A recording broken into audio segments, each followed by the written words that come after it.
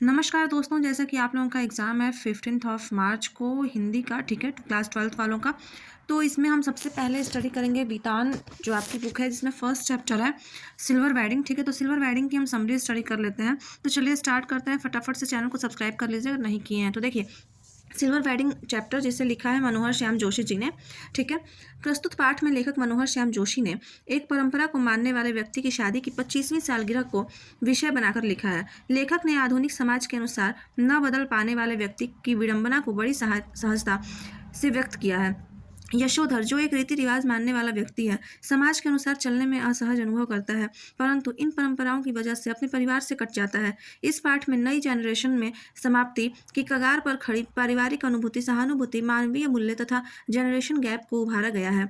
लेखक बताता है कि जब यशोधर पंत ने आखिरी फाइल का काम समाप्त किया, तब दफ्तर की घड़ी में 5:25 बजे थे। यशोधर जी घड़ी में 5:30 बज चुके थे। उन्होंने अपनी घड़ी को सही माना, क्योंकि रेडियो टाइम और उनकी घड़ी का टाइम एक है। उन्होंने 7वीं सिगरेट सुलगाई और अपने से नीचे वाले कर्मचारियों को देखा, जो उसकी वजह से इतनी देर बैठते थे। उन्होंने किशन दा का अनुकरण करते हुए उनसे मजाक करते हुए कहा कि तुम्हारी तरह घड़ी भी आलसी हो गई है। लेखक बताता है कि सीधे असिस्टेंट ग्रेड में आए लड़के चड्ढा ने, जो आधुनिक पोशाक में है, कहा कि आपकी घड़ी का क्या हाल है। वह बदतमीज सा था, पर वाइडी अनदेखा कर देते थे। उन्होंने कहा कि सही चल रही है। उसने फिर बेशर्मी से हाथ पकड़ लिया और कहा कि यह बहुत पुरानी है, इसलिए जापानी घड़ी ले लो। उसने बताया कि तस्करी वाली घड़ी सस्ती मिल जाती है। वाइडी ने चड्ढा से कहा कि यह उन्हें शादी में मिली थी और बात मारी हम घड़ी पुरानी।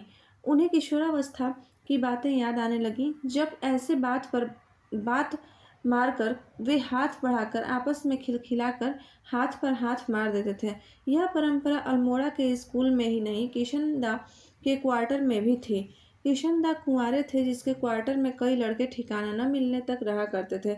जब 10वीं पास यशोधर को कहीं नौकरी नहीं मिली, तो किशनदा ने इन्हें अपनी मेस का रसोइया बनाकर सहायता की थी। बाद में मार्गदर्शन पर अच्छी सी जगह सर्विस दिला दी थी। इस प्रकार यशोधर पुरानी बातों में खो गया। चड्ढा ने उसे सचेत करते हुए शादी की तारीख पूछी। यशोधर ने बड़ा हुआ हाथ वापस खींचते हुए बताया कि उनकी शादी 6 फरवरी 1947 में हुई थी। मेनन ने बताया कि आज उनकी सिल्वर वेडिंग है। यशोधर जी किशनदा की तरह शर्माए। चड्ढा ने चपरासी को बुलाकर कहा कि इनसे रुपए लेकर चाय पानी का इंतजाम करो। यशोधर जी कहा कि ये तो अंग्रेजों के चोंचले हैं। चड्ढा बोला कि ज़्यादा रुपए खराब नहीं करेंगे, सिर्फ नाश्ता लेंगे। यशोधर बाबू ने 10 का नोट उन्हें चाय पीने को दिया और कहा कि जो रिवाज हमारे नहीं हैं, उन्हें अपनाने में मैं असहज हो जाता हूँ। चड्ढा ने 10 रुपए ले चपरासी को दे दिए और फिर हाथ पसारा और कहा कि 30 रुपए बिना काम नहीं चलेगा। सबको पता है कि वाईडी बाबू के पर्स में 150 रुपए हमेशा रहते हैं। हालांकि ये 1 रुपए जाने आने पर भी खर्च नहीं करते। वे गोल मार्केट से सेक्रेटेरिएट तक पैदल ही जाते आते हैं। पहले साइकिल पर आते थे, परंतु अब उनके बच्चे साइकिल पसंद नहीं करते हैं तथा स्कूटर पर जाना उन्हें असहज लगता है। कार को रख नहीं सकते, इसलिए पैदल आते जाते रहते हैं। इन्होंने 2 10-10 के नोट और निकाल कर दिए, परंतु स्वयं किशनदा के नियमों का पालन करते हुए चले गए। अब यशोधर किशनदा की तरह रोज बिड़ला मंदिर जाते हैं तथा उद्यान में बैठकर भगवान के प्रवचन सुनते हैं।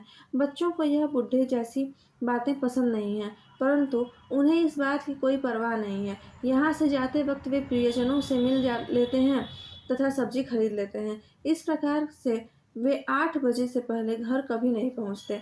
लेखक बताता है कि आज उनकी नज़र उस महाते पर घड़ी पड़ी जहाँ किशनदा का क्वार्टर था, और अब वह 6 मंजिला भवन बन रहा था। सारा गोल मार्केट क्षेत्र तोड़कर ऊंची ऊंची इमारतें बनाई जा रही थी, जो यशोधर को अच्छा नहीं लगता। वे इस गम में कुछ देर रुकते हैं, क्योंकि उन्हें सही गलती का पता नहीं। इन्हें एंड्यूगंज, लक्ष्मीबाई नगर, पंडारा रोड आदि नई बस्तियों में पदानुसार कई बार डीडी टाइप क्वार्टर मिलने की खबर आई, परंतु पंत को इनकार था। जब गोल मार्केट में इनका क्वार्टर टूटने का नंबर आया, तो यही दूसरा ले लिया। इनकी पत्नी ने पूछा कि यह भी टूट जाएगा तो क्या होगा। पंत ने मुस्कुराते हुए किशनदा की तरह कहा कि यह तो उसी वक्त पता चलेगा। लेखक बताता है कि यशोधर बाबू के परिवार में अब इनसे की भी नहीं बनती थी। इसी वजह से वे देरी से घर पहुंचते थे। जब बच्चे छोटे थे तो ये इन्हें पढ़ाते थे। अब बड़ा लड़का मानी हुई विज्ञापन संस्था में 1500 रुपये प्रति माह में लग गया है। उसने अपने साधारण पुत्र की असाधारण वैतनिक नौकरी भी इन्हें असहज असामान्य सी लगती है। दूसरा बेटा दूसरी बार आईएएस की परीक्षा दे रहा है। उसने जो सर्विस मिली उसे ज्वाइन क्यों नहीं किया, यह बात भी इनकी समझ से बाहर थी। तीसरा बेटा स्कॉलरशिप लेकर अमेरिका चला गया और चौथी लड़की सभी प्रस्तावित लड़कों को नापसंद कर डॉक्टरी शिक्षा के लिए अमेरिका जाने की धमकी दे रही है। पंत बाबू पारिवारिक तरक्की पर खुश हैं, परंतु उन्हें परायेपन की भावना और दिनों के प्रति अपेक्षा सहन नहीं है। फिर अपने मन को जनरेशन गैप समझकर दिलासा दी। लेखक बताता है कि यशोधर की पत्नी मूल संस्कारों से भारतीय नारी थी, परंतु बच्चों के प्रति ममता ने उसे भी आधुनिक बना दिया। शादी के कुछ समय बाद तक उनके साथ ताऊजी और उनके 2 बेटे भी रहते थे। घर में बहुओं में आपसी मनमुटाव थे, पर ताऊजी दबदबा उससे फालतू था। वाइडी की पत्नी का कहना था कि उस दौर में उन्होंने मेरा पक्ष नहीं लिया, फलतः जिठानियों की चली और वह बुढ़िया की तरह रही। बुढ़िया ताई के सभी नियम उनकी पत्नी पर लागू थे। अब बच्चे उसके प्रति सहानुभूति जताते हैं। वह कहती है कि मेरे बच्चे पुराने रीति रिवाजों को नहीं मानते तो इनका कोई कसूर नहीं है, क्योंकि मुझे खुद ये ढोंग पसंद नहीं है। इस प्रकार वह भी यशोधर बाबू की पत्नी भी उनके पुराने विचारों के खिलाफ थी। लेखक बताता है कि यशोधर बाबू मुहावरे बोलकर उसका विद्रोह करते तथा मजाक उड़ाते हैं, परंतु सच्चाई उन्हें भी पता है कि मजाक उनका भी बन रहा है। यशोधर ने अपने आप से पूछा कि अगर किशन दा की तरह वह भी समस्यावाद का पालन कर गृहस्थी का झमेला न पालता तो अच्छा था। फिर उन्हें ध्यान आया कि किशन दा का बुढ़ापा सही नहीं गुजरा। किशन दा के सभी साथियों ने अपने निवास स्थान बनवाए, पर उसने ध्यान नहीं दिया। रिटायर होने के 6 महीने बाद उसके द्वारा उपकृत लोगों ने भी उन्हें आपस में नहीं रखा। स्वयं यशोधर ने भी शादीशुदा हो जाने के कारण उन्हें अपने पास नहीं रखा। कुछ दिन किराए के घर में रहकर वे वापस अपने घर लौट गए थे। पेंशन अच्छी थी, कोई बीमारी नहीं थी, पर यह सूखते सूखते काल का ग्रास बन गए। यशोधर ने उनके नज़दीकी व्यक्ति से मौत के कारण पूछा तो उसने कहा पता नहीं। अर्थात जिसका परिवार न हो उसके बारे में लोग मौत का भी गम नहीं करते, चाहे वह कितना भी परोपकारी, सदाचारी और भला इंसान क्यों न हो। यशोधर को पता है कि बिना बाल बच्चों वाले की मौत भी ऐसी शांति से हो जाती है कि लोगों को उसका ख्याल भी नहीं आता, अतः बाल बच्चे जरूरी हैं। उन्हें पता है कि बच्चे बुढ़ापे का सुख नहीं बनेंगे, पर किशन दा की बात भी याद करते हैं कि समय आने पर सभी समझदार हो जाएंगे। किशन दास स्वयं पहले बहुत शरारती थे। कभी मुर्गी मारते थे तो कभी खिड़की से जाकर सिनेमा में फिल्म देखते थे। यशोधर भी किशन दा की तरह सोचते हैं कि अगर मेरे पिता मैट्रिक करते वक्त नहीं गुजरते तो मैं भी जिम्मेदार व्यक्ति बनता। यशोधर बाबू की बातों से लगता है कि कभी कभी इन्हें बच्चों का गैर जिम्मेदार होना भी अच्छा लगता है। लेखक बताता है कि यशोधर मानता है कि आज के ज़माने को देखो तो इनकी बीवी बच्चे सही चल रहे हैं, परंतु उन्हें नया ज़माना ही नापसंद है। उनके बच्चे ठीक कहते हैं कि उन्हें डीडीए फ्लैट न लेकर भूल की, पर वे किशन दा की बात भी मानते हैं कि मकान मूर्ख बनाते हैं। नौकरी है तब तक सरकारी क्वार्टर, बाद में पुश्तैनी घर। यशोधर को पता है कि झगड़े की जड़ पुश्तैनी मकान की मरम्मत कराना और बसना भी मुश्किल है। बच्चों का यह तर्क उन्हें लाजवाब कर देता है। यशोधर ने सोचा था कि शायद रिटायर होने तक कोई लड़का सरकारी नौकरी लग जाएगा और क्वार्टर उनके पास रह जाएगा। पत्नी तर्क करती है कि अगर ऐसा नहीं हुआ तब क्या करेंगे। तब यशोधर कहते हैं हमारे जैसे लोग सकारात्मक ही सोचते हैं। यह बात कहकर वह नकली हंसी हंसते हैं। लेखक बताता है कि जितनी नकली हंसी निराश कर रही है उतना ही ये परलोक के प्रति उत्साही है। यह जल्दी बिरला मंदिर में पहुंचकर पुष्प चढ़ाकर गीता जी के प्रवचन सुनने पहुंच जाते हैं। सच्चाई यह है कि वे भक्त नहीं है, वरना किशन दा का अनुसरण कर रहे हैं, जैसे रोज मंदिर जाना, संध्या वंदन, धार्मिक किताबें पढ़ना इत्यादि। अगर उनका मन पूजा पाठ में नहीं लगता तो वे जबरदस्ती लगाने की कोशिश करते हैं ताकि पलोक का रास्ता साफ हो। फिर सोचते हैं कि अगर बच्चे सलाह मांगे, आदर करें तो अच्छा लगता, पर ऐसा नहीं तो नहीं, कोई बात नहीं, यही सही। फिर अपने आप को धमकाते हुए गीता महिमा सुनने को कहने लगे। लेखक बताता है कि यशोधर ने जब गीता महिमा में जनार्दन शब्द सुना तो उन्हें अपने जीजा जनार्दन जोशी की याद आ गई। उनके जीजा जी की तबीयत खराब है, वे सोचते हैं कि उसका समाचार लेने अहमदाबाद जाना है, परंतु अब बीवी बच्चों को यह सब पसंद नहीं है। बच्चे इस आर्थिक दृष्टि से मूर्खतापूर्ण समझते हैं। वे जहाँ हर मौके पर पारिवारिक लगाव चाहते हैं, वहीं बच्चों के का उत्साह दिखाने की बजाय गुस्सा आता है।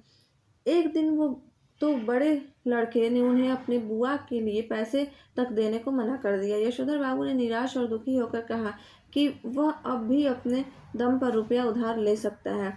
यशोधर जी का कहना था कि हमारी तो चाल ढाल ही ऐसी है जो विरासत में मिली है। पत्नी जो कहती है वह भी सच है कि इन्होंने शुरुआती जिंदगी बुआ के घर बिताई, जहाँ व्यवहारिक ज्ञान नहीं मिला। बाद में किशन दा के पास रहे, जो स्वयं गंवार कुंवारा था, उन्हें क्या दुनियादारी सिखाता। पत्नी कहती है कि शादी के बाद मैंने भी देखा है कि तुम हफ्ते में 2 सिनेमा देखते थे, शिकार पकाते थे और गजल गाते थे, परंतु अब उसे भी किशन दा का बुढ़ापा उन्हें ओढ़े देख आश्चर्य होता था। लेखक कहता है कि समय के साथ बुढ़ापा आना अच्छा है। यशोधर बाबू कहता है कि तुमने वृद्धावस्था में बेटी की सलाह पर आधुनिक बनना शुरू कर दिया है, जो असामान्य से ही लगता है। फिर भी जैसे मैं तुम्हें नहीं रोकता, वैसे ही तुम मुझे ऐतराज नहीं होना चाहिए। धार्मिक प्रवचन सुनते हुए भी यशोधर परम सत्ता में लीन नहीं हो पाते, बल्कि परिवार में ही लीन होकर रह जाते हैं। लाख उपाय कर यशोधर यही सोचते हैं कि रिटायर होने के बाद ही प्रभु में ध्यान लगाया जा सकता है। यशोधर वानप्रस्थ के लिए भीड़ से दूर अपने पुश्तैनी गांव जाने का इरादा बनाते हैं। यशोधर बाबू हर लहजे में किशन दा का अनुसरण करते हैं। जब किशन दा दिल्ली में थे तब वे हर दूसरे शाम उनसे मिलने जाते थे। लेखक बताता है कि किशन दास स्वयं अपने उस पुत्र के क्वार्टर में आकर उसे जल्दी उठने और स्वस्थ रहने के लिए सलाह देते रहते थे। पहले वह देर से उठते थे, किशन दा ने ही उन्हें जल्दी उठने की आदत डाली थी। शादी होने के बाद भी किशन दा अपने भाव को देखने आते थे और कई बार यशोधर के अनुरोध पर चाय भी पीते थे। इन्होंने किशन दा की बहुत सी छवियां देखी थी, पर सुबह की सैर वाली पोशाक में छड़ी लिए किशन दा ही उनके मन में समाये हैं। लेखक बताता है कि किशन दा जब दिल्ली में रहे तब तक यशोधर उनके आज्ञाकारी कार्यकर्ता बने रहे। उनके चले जाने के बाद उनकी परंपराओं को चलाकर अपने परिवार को नाराज कर दिया। किशन दा की तरह घर में होली गवाना, कुमांडनियों को जनेऊ बदलने के आमंत्रित करना या रामलीला के लिए कमरा दे देना उनके बाल बच्चों को पसंद नहीं था। उन्हें ही क्या, अब तो समाज को भी ये पसंद नहीं है। यशोधर एक सम्मानित बुजुर्ग बनना चाहते थे, जिसका समाज में कोई स्थान है ही नहीं। वे अपने विचार बच्चों पर थोपना नहीं चाहते थे, परंतु चाहते थे कि बच्चे किसी भी कार्य में उनकी भी राय लें, चाहे झूठ मन से ही। परंतु बच्चे साफ कहते हैं कि जिस चीज़ के बारे में आप जानते नहीं हैं, उसके बारे में आपसे क्या ही पूछें। लेखक कहता है कि प्रवचन सुनने के बाद यशोधर सब्जी लेने सब्जी मंडी पहुंच गए। वे सोचते हैं कि अच्छा लगता कि बच्चे प्रतिदिन होने वाले कार्यों को खुद संभाल लें और उनसे कहें कि ये सब्जी दवाई आदि के कार्य हम स्वयं कर लेंगे। एक बार अपने बेटों से कहा तो उन्होंने एक दूसरे से तू तू मैं शुरू कर दी। उनके झगड़े से बेहतर यशोधर ने अपना काम स्वयं करना ही समझा। जब से बड़ा लड़का लगा है, कहता है कि नौकर रख लो, वेतन मैं दे दूंगा, परंतु यह सुनना भी इन्हें असहज लगता है। यशोधर को इस बात का भी दुख है कि उनके बेटे ने झूठे मन से भी उनके साथ ज्वाइंट अकाउंट नहीं खोला और ऊपर से बात बात पर यह कहना कि फला काम मैं अपने पैसे से कर रहा हूँ, उनके लिए असामान्य है। अपना पैसा अपने ढंग से खर्चा करता है, जैसे फ्रिज, टीवी, डबल बेड, पर्दे आदि, परंतु पिता से यह कहना तो दूर कि सब आपका है, उल्टा उन्हें छूने भी नहीं देता। इसलिए यशोधर को लगता है कि जैसे क्वार्टर उसने बसा लिया है, वैसे ही नौकर भी इसका हो जाएगा, जिसे ये पसंद नहीं करते। यशोधर अपनी पत्नी को कहते हैं, पर वह अनसुना कर देती है, परंतु अब पत्नी चिढ़ती भी नहीं है।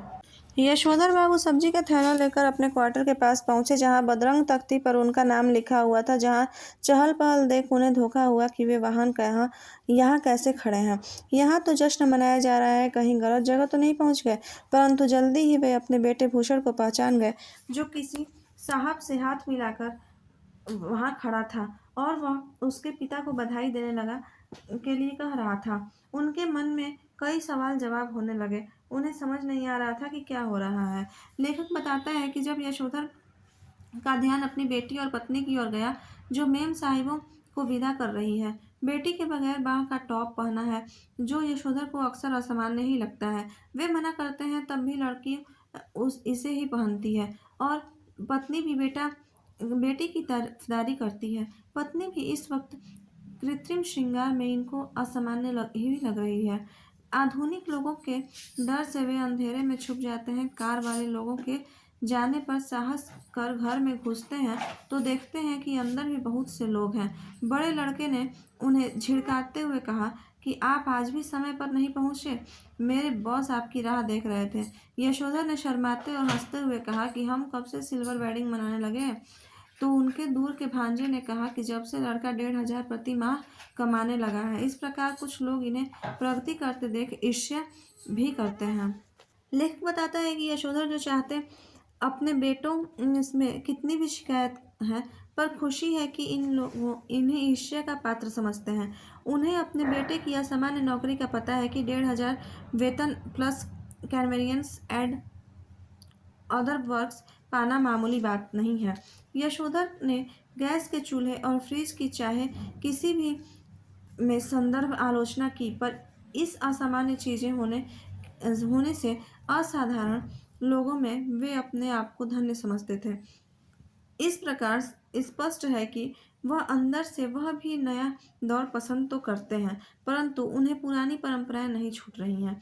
यशोधर बाबू इस असामान्य लगने वाली पार्टी से खुश थे, क्योंकि जिसमें जन्मदिन पर लड्डू नहीं बने, शादी कर्जे से हुई, उनकी सिल्वर वेडिंग इतनी धूमधाम से मनाई गई। इस समारोह में सब कुछ मौजूद था। उनके साले गिरीश ने कहा कि मुझे सुबह भी याद आ गया और मैंने भूषण से कहकर यह सब करवा दिया। भूषण ने अपने बॉस को आमंत्रित करने के लिए यह सब किया। गिरीश के कारण भूषण उस कंपनी में लगा जिसमें वह स्वयं मैनेजर मार्केटिंग मैनेजर है। लेखक बताता है कि यशोधर को अपना साला गिरीश बहुत अच्छा लगता है। जब भी वे अपने साले को भला बुरा कहते हैं, पत्नी अपने भाई की तरफदारी करती है। भूषण ने अपने साथियों का परिचय अपने पिता से करवाया। कुछ ने खुद अभिवादन किया तो कईयों ने स्वयं उन्होंने अंग्रेजी में अपना परिचय देकर यह सिद्ध किया कि भले ही संस्कारी कुमाऊनी हैं, परंतु पाश्चात्य सभ्यता भी भली भांति आती है। जब बच्चों ने उनसे केक काटने को कहा तो पत्नी शर्माई, परंतु बेटी के कहने पर पति को भी पुकारने लगी। इस समय भी वे किशन दा का ही अनुसरण कर रहे थे। लेखक बताता है कि वे केक काटने कुछ देर बचे, परंतु आखिर उन्होंने यह भी काटना पड़ा। गिरीश ने इनकी अनमनी संतुष्टि को कैमरे में कैद कर लिया। जब पति पत्नी को केक से मुंह मीठा करने को कहा गया तो यशोधर ने लाख कहने पर भी मना कर दिया। उनकी पत्नी ने खा लिया और यशोधर ने लड्डू भी खाने से इनकार कर दिया। किशनदा उन्होंने पूजा न कर पाने का बहाना बनाया तो भूषण क्रोधित हो बोला कि आपकी संध्या वंदना का हम सब कब तक इंतजार करेंगे। यशोधर ने सभी को खाना खाने के लिए कहा और पूजा में काफ़ी देर लोगों से चुप बैठे रहे। बच्चे और पत्नी बार बार देख रहे हैं कि आज इतनी देर क्यों लगा रहे हैं। 25 मिनट बाद भी जब बैठक से मेहमानों की आवाज़ें आती रही तो समाधि लगाकर ये नीले बिंदु को देखने की कोशिश में लग गए, परंतु उन्हें अब भी किशन धामी दिख रहे थे। लेखक बताता है कि यशोधर किशन दास से पूछते हैं कि आप जो हुआ होगा से कैसे मर गए। जवाब में किशन दा कहता है कि सभी लोग इसी से मरते हैं, अपने नियम के सिवाय अपना कुछ नहीं होता। देशी वेश और हाथ में डंडा लिए किशन दा से यशोधर बहस करने लगे। विरोध में बहस नहीं, वे तो ज्ञान प्राप्त करना चाहते थे। पहले हर रविवार यशोधर किशन दा को गरम गरम चाय पिलाते हुए अपनी शंकाओं का समाधान करवाते थे। अब यशोधर अपनी बीवी बच्चों के बारे में पूछा रहे थे, परंतु वे तो अपना ही राग अलाप रहे हैं। किशनदा बोले कि रिश्ते नाते कुछ नहीं होते। यह बात एक दिन भूषण भी समझ जाएगा और तुम्हारी तरह बेसहारा हो जाएगा। लेखक कहता है कि इससे पहले कि यशोधर किशनदा से आगे पूछने, पत्नी बोली कि इतनी देर लगा दी। यशोधर को पत्नी से पता चला कि अब केवल कुछ रिश्तेदार बचे हैं। वह गमछे में ही बैठक में आ धमके। यह आदत भी किशनदा से ही सीखी है और बच्चे इसका विरोध करते हैं। अब भी यही हुआ और उन्होंने कहा कि मैं तो जीन नहीं पहन सकता। अचानक इनकी दृष्टि मेज पर रखे पैकेटों पर पड़ी। पूछने पर भूषण ने कहा कि खोलिए इन्हें, ये आपके लिए उपहार है। इस पर यशोधर ने फिर कहा कि मेरी उम्र इन चीज़ों की नहीं है, तुम ही खोलो और इस्तेमाल करो। भूषण ने बड़ा सा पैकेट खोला और ऊनी ड्रेसिंग गाउन निकाला। गाउन देते हुए बोला कि आपको अब फटा फ्लोवर अच्छा नहीं लगता, दूध लेने जाएं तो अब इसे पहन कर जाना। बेटी ने कुर्ता पजामा दिया और पहनने को कहा। थोड़ी सी नाना करके उन्होंने इन सबको पहना, परंतु आंखों में पानी आ गया। लेखक अपनी दुविधा प्रकट करता है कि पता नहीं उसे यह बात चुभ गई कि बेटे ने यह नहीं कि दूध मैं ले आऊँगा, इसके विपरीत दूध गाउन पहन कर लाने को कहा था, या फिर उनका व्यक्तित्व किशनदा के अनुरूप हो गया जिसकी मौत जो हुआ होगा से हुई है। ठीक है, तो ये था आपका इस चैप्टर का समरी। ठीक है, अब इसमें कोई भी अगर आप लोगों को डाउट है तो आप लोग कमेंट कर दीजिएगा। ठीक है, और आई होप आप लोगों ने चैनल को सब्सक्राइब कर लिया है। नहीं किया है तो फटाफट से सब्सक्राइब कर लीजिए और हाँ, शेयर कर लीजिए अपने सभी जो भी आपके कॉन्टेक्ट में जो भी बच्चे हैं सबको शेयर कर लीजिए। ठीक है, ओके, थैंक यू।